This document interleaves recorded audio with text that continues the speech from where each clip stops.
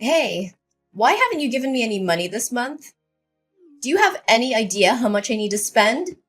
I've been swamped with work, okay? I forgot to send you the money, but I'm dealing with it now.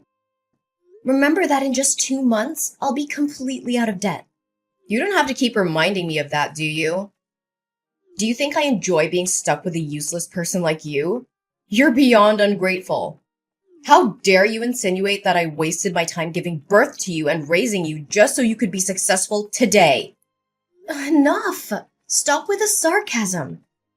Anyone who overhears your words would think you actually love me. You think you're clever, huh? You even had the audacity to teach me about life. But guess what? I need another $5,000 this month.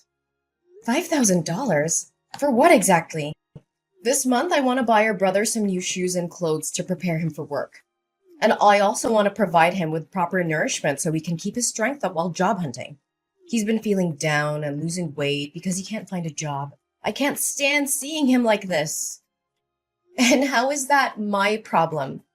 Didn't we agree that I'd give you $10,000 every month until it adds up to $200,000 as a thank you for giving birth to me? After that, we'd cut ties and never bother each other again. I'm not obliged to give you more money to support him. Besides, isn't he just unemployed because he dreams of being a manager or department head rather than taking any job available? How can you say such heartless things? He's your brother, your flesh and blood. He has a decent university degree and he's an extremely talented and capable person. How could he settle for some low-level employee position when he's treated as an errand boy? He deserves more than some menial job where he's treated like a servant. Huh? Don't think that your little amount of money gives you the right to say whatever you want about my son. Whatever you want, but I won't give you any extra money. Oh, hold on. I've thought about it again. $200,000 is probably not enough to compensate for my love, effort, and sacrifices in raising you. Moreover, my son is about to get married. If he doesn't have a car or a house, society will look down on him. So before you cut ties with us, you better buy your brother an expensive car and a fancy house. Otherwise, don't even think about escaping from me. What? That was never part of our agreement, and you know it. Well, I've been thinking. Aren't you the manager of a prestigious company? With your high salary, it shouldn't be a problem at all. Just a few more years and you'll be able to fulfill this obligation, won't you? That's not the point. You clearly understand that I have no responsibility or obligation to cater to your son's life. If it weren't for my father's dying wish, instructing me to take care of you and your brother until he can stand on his own, I would have cut ties with you a long time ago, Kimberly. You're such a heartless monster of a child. How could you prioritize the words of a dead man over mine? The one who raised you? Because he treated me fairly, unlike you. So what about your poor dead father, leaving me to work tirelessly to provide for you and your brother? And now you treat me like a burden. Kim, don't you feel any shame when you claim to have taken care of me? Have you ever treated me to a decent meal or shown me the love a mother should? No, you treated me like a servant. Don't forget how cruelly you treated me. Ugh, why bring up the past? I did what I did to toughen you up, to teach you how to survive in this world. It was all for your own good. Haven't you always listened to your father? Then obey his wish. Give me money, take care of us, and provide for my son and me for the rest of our lives. Dad said, until your brother comes of age. He's already 25 years old now. When will he finally grow up and take responsibility for himself? I don't care about that. You're my daughter, and you will do as I say. You will take care of my son and help him live a comfortable life. And if you can't buy him a house and a car, why don't you use your position as the head of the department to get him a job in your company? You can't let him struggle in this cruel society, can you? Hey, Are you kidding me? This is absurd.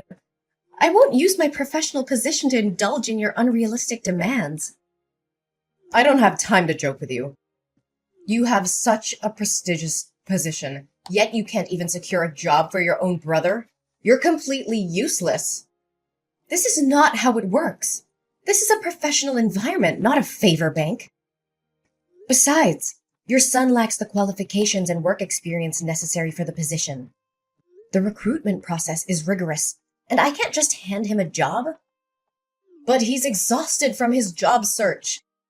He's constantly rejected by reputable companies, forced to work in lowly positions, and treated like dirt. I won't let my beloved son suffer. But if he works at your company, you can protect him. No one would dare bully him then. Everyone starts from entry-level positions and works their way up.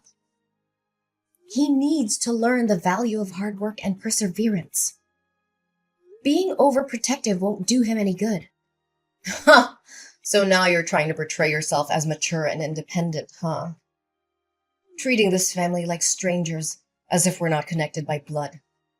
What a waste of my love and all the hardships I endured to give birth to you and raise you all these years. But my dear daughter, I won't blame you for not loving me. I understand. It's all my fault. When your younger brother was born sick, almost on the brink of death, I simply thought you were a strong and understanding child, capable of taking care of yourself. Therefore, I focused on loving and pampering your brother more. But I never imagined it would make you hate me so much. It must be all my fault. All right. Stop dwelling on that old story. Fine. This will be the last time I help him. Promise me that if you make any more demands, you will pay me the full $200,000 and disappear from my life. All right, my dear girl. But remember, make sure to get your brother a good, respectable job. My precious son is not meant to be a mere errand boy or an ordinary employee somewhere. I can't make that decision alone. I will reach out to HR and arrange an interview for him with me and my boss. If he passes the interview, he will be assigned a suitable position based on his abilities. That's the best I can do. That's acceptable. As long as you're there to protect him, no one will dare to bully him. Make sure to tell him not to reveal our sibling relationship at work. I don't want others to make assumptions. I'm sure you also don't want your son to be labeled as incompetent and useless, relying on his sister to secure him a job, right? Fine, don't worry about it. Oh, I'm thrilled to hear that my son is finally going to have a job. I need to make preparations for him. Hey, Kim, do you know where James is? I can't get in touch with him. Did that jerk run away after causing all this trouble? Why are you using such harsh words to scold him? Can't you see how scared he must be? He didn't want things to turn out like this. He did it for the sake of our family. As his older sister, shouldn't you try to comfort him and find a resolution instead of berating him? What? So you already know what happened and yet you're still defending him? James might have to go to jail and pay double the contract value, which amounts to $1 million. And I could also be held accountable and face an investigation. Why would anyone want that? It's just a stroke of bad luck. Besides, it's not as catastrophic as you're making it out to be. You just need to compensate the company for the contract, and everything will be fine. Do you think it's that simple? James colluded with the construction material suppliers, replacing the materials my company purchased with cheaper, lower quality ones and pocketing the price difference. He was in charge of procuring materials for this construction project. If it weren't for a surprise inspection conducted by the corporation today, it would have been difficult to uncover his deceit because he always knew my inspection schedule and could easily prepare in advance. Do you realize that building a structure with substandard materials can lead to serious incidents and damage my company's reputation like this? He didn't do it on purpose, did he? He was lured into this by the sales side. Unfortunately, he got caught. You know he lacks experience in work and life, so it's understandable that he made a small mistake. Just a small mistake? The company has already involved lawyers and the police. Can you still defend him? Do you realize that this could result in up to 10 years of imprisonment? The police are already investigating, and James won't be able to escape the consequences.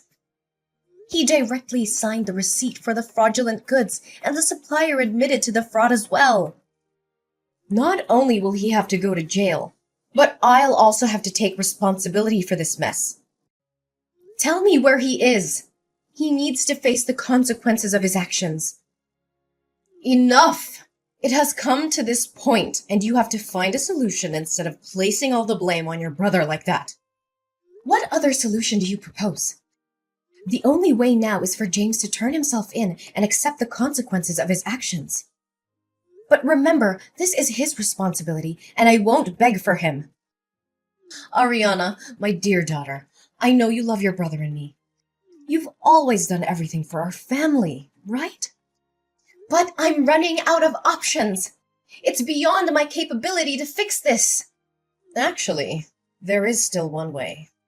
Since you're James's boss, if you take the blame for this, the severity of the crime will be lessened for him, right? What are you suggesting? I mean, if you collude with the seller, steal money for materials, and then manipulate the orders to make James unknowingly become an accomplice, your crime will be seen as less serious. I think your sentence could be reduced by half. So you would only have to go to jail for 5 years, and my son would only need to pay a fine. What? Are you asking me to plead guilty for James and go to jail on his behalf? Exactly. He's your brother, and it's only natural for you to help him. Besides, what's the harm? What's the harm? My goodness. My only mistake was placing my trust in the wrong place. I never thought that no matter how flawed you both are, you would dare to engage in illegal activities or harm the company. I was foolish to believe that James could change for the better. Don't blame my son and speak of him as if he's useless and incompetent. Everything is your fault. In terms of work, you haven't been strict enough in managing your subordinates, allowing such exchanges of materials to happen. In terms of family, as the older sister, you couldn't even provide a house or a car for your younger brother, forcing him to struggle with a meager salary. And because of his low income, he can never afford a house. So I suggest he find a quicker way to earn more money. So, all of this is your fault, and now you have to take responsibility for it. What? What did you just say? Are you the one who instigated James to do these despicable things? How could you? You're willingly putting your own son behind bars. I always thought you made my life miserable, but I never expected you wouldn't even raise your favorite son properly. How dare you speak to me so rudely? Is this how you treat your own mother? I can't believe I put in the effort, money, and love to raise you, and now you treat me like an enemy. You claim to have worked hard to raise me? Let me remind you, it was you who forced me to drop out of college to work and earn money to support your son's education. You said that girls would never be as successful as boys, and that I would end up getting married and becoming a stranger. So there was no need for further education. Do you remember how I had to beg and plead with you to let me continue my studies and take up part-time jobs in the afternoons? And even night shifts, just to pay for my own education and support your son? And whose fault was that? It was your father who said you should take care of us instead of him, right? You're such a weirdo. Why do you listen to him more than me? While you always favored your son, saving the best for him, buying new toys and giving him whatever he wanted, I had to make do with hand-me-downs from my cousin or items I picked up from charity boxes. I always had to eat the leftovers after your son finished his meal, and I spent my days doing household chores. Thankfully, I had a father who loved me, but he didn't have much money and was constantly oppressed by you. All he could do was comfort me and buy me ice cream whenever he saw me unhappy. Oh, don't say that. I still love you. I always think of you, care about you, and worry about you. So let me ask you this question. If you can answer it correctly, I will plead guilty for James as you wish. Fine. Ask away. I'll answer whatever it is. What day is my birthday? What kind of question is that? Do you think I don't remember your birthday? I am your mother, the one who gave birth to you. Then don't take too long to answer. September 6th, right? That's James's birthday. Ah, I meant October 15th. Yes, I'm absolutely sure. That's your birthday. Oh, well, then it must be... Stop it! I know you don't remember anything about me. It doesn't matter. I've made up my mind. You have to plead guilty for James. You're just a girl. You'll get married and become a stranger to me, and even if you go to jail, it won't matter. But James is different. He's a boy, and he will be the one to take care of me when I'm old. He needs a bright future, a successful career, and a clean record. He can't go to prison. You can stop with your nonsense now. Do you remember our deal? What deal are you talking about?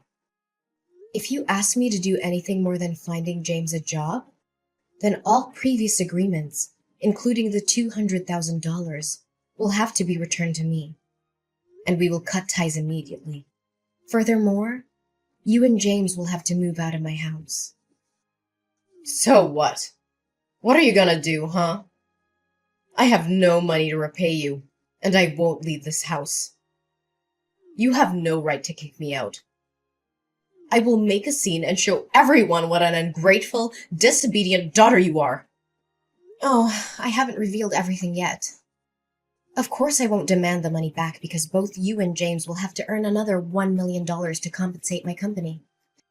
And as for leaving the house, I won't be the one to ask you to leave. I'll leave it to the police. You can sit there and wait comfortably because the police will come to pick you up. What? Why are the police involved in this? Do you remember when you accidentally confessed that you instigated James to steal money from my company? Well, coincidentally, the police entered my room at that moment to request cooperation in their investigation, and I conveniently let them read the entire conversation. So, Kimberly, what am I supposed to do now? I can't plead guilty for your son, whether you like it or not. But here's some good news for you. You'll be able to accompany James in jail and not have to worry about accommodation and food for the next, let's say at least 5 years. How dare you betray your own mother? Ariana, you can't do this to me! But we already cut ties. Ah, no. It's much deeper than that, Kimberly.